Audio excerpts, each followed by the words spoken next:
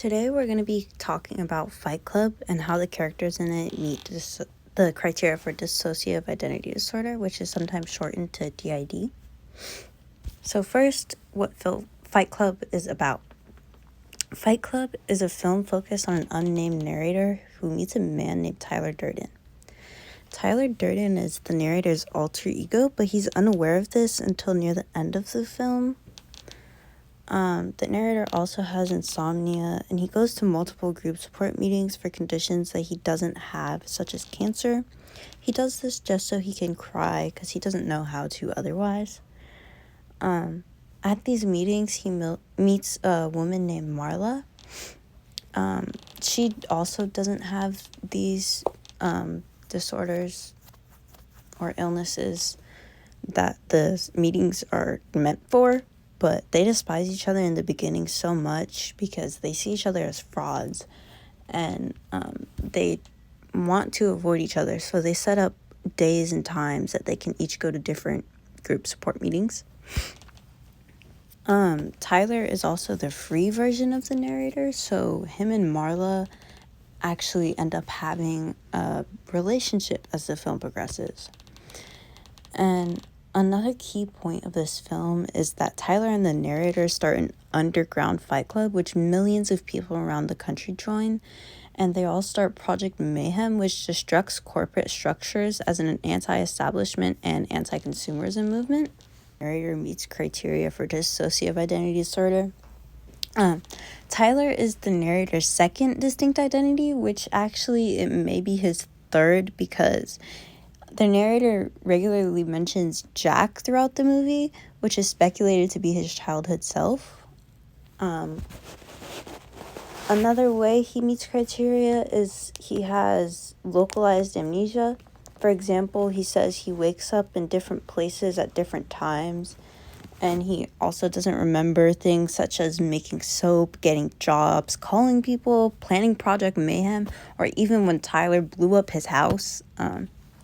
The narrator also can't keep a job, and he barely sleeps because of the distress his disorder causes him. Tyler also smokes cigarettes and drinks alcohol, but the symptoms aren't due to this.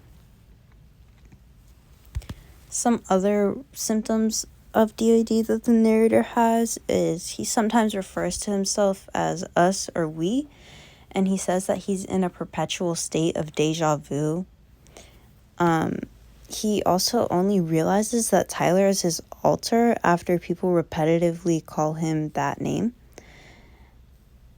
Switching, which is like personality switching, it's depicted by flashes of Tyler appearing on the screen. Out-of-body experiences are also characterized in multiple ways throughout the film. Some examples are Tyler sitting or standing next to the narrator and speaking to him, Tyler fighting him.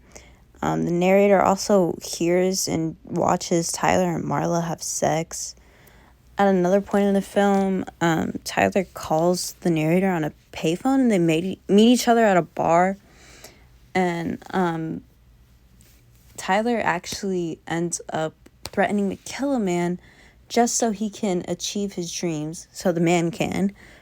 And the narrator begs him not to, because obviously he's scared. He doesn't want the Tyler to kill some random man.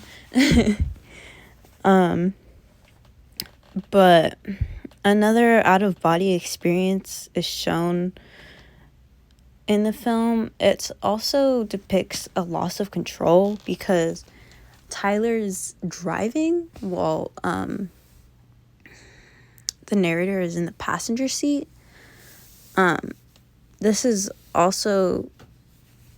It also shows self-sabotage because in this, Tyler lets go of the wheel and he crashes, and he actually ends up calling this a near-life experience.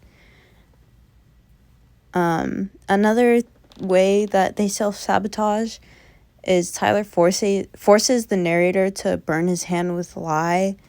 The narrator also makes threats to his boss, which he says is Tyler's words coming out of his mouth because he heard Tyler say it before he said it to his boss.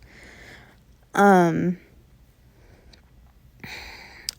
way that they try to self-sabotage is the narrator tries to confess everything to the police, but they actually stop him because they're all a part of Project Mayhem. And in this, the narrator grabs their gun and like threatens the police with it. Yeah. And then another way that self-sabotage is shown in this is the narrator shoots at Tyler where the place could actually blow up because of the nitroglycerin in there. There's multiple other ways, but I cannot say all those. It would go on for way too long. Now, was this film accurate? I sadly will say that it does not accurately represent DID. While the narrator does meet the criteria and has accurate symptoms, the disorder is heavily sensationalized in this film. Fight Club paints people with DID as heavily destructive and even violent and dangerous. This isn't the reality for DID, as people use alter identities as coping mechanisms. Dissociative identity disorder is usually caused by trauma. This isn't depicted much in the film, other than the narrator speaking of childhood experiences that could be seen as emotional abuse or neglect. I don't recommend this film to people learning about psychological disorders because of how heavily DID is sensationalized, and it's also not very obvious that the character has DID until the end of the movie.